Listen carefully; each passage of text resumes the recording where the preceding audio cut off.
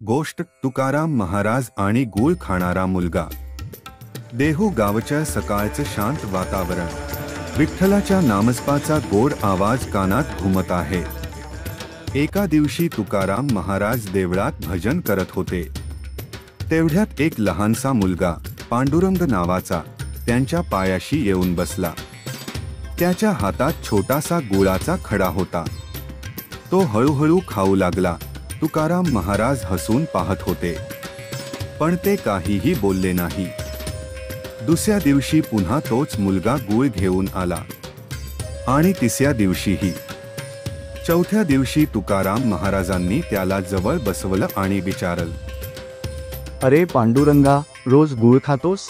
बरं वाटतं का? पांडुरंग म्हणाला, हो महाराज, फारच गोड असतो गूळ, आवडतो मला।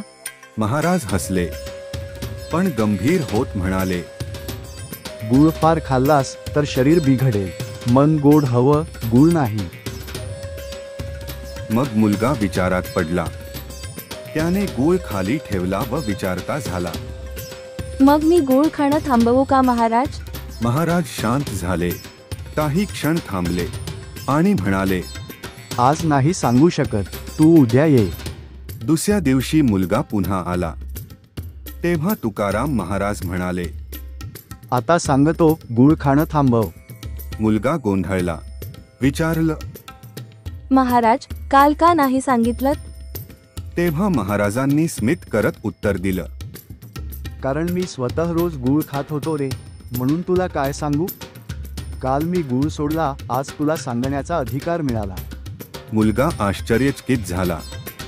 त्यानं तेव्हाच गूळ बाजूला ठेवला आणि म्हणाला, महाराज, तुम्ही खरोखर खूप खूप श्रेष्ठ आहात। आजपासून मी अति गूळ खाण सोडून संत श्रेष्ठ जगद्गुरु तुकाराम महाराज की जय।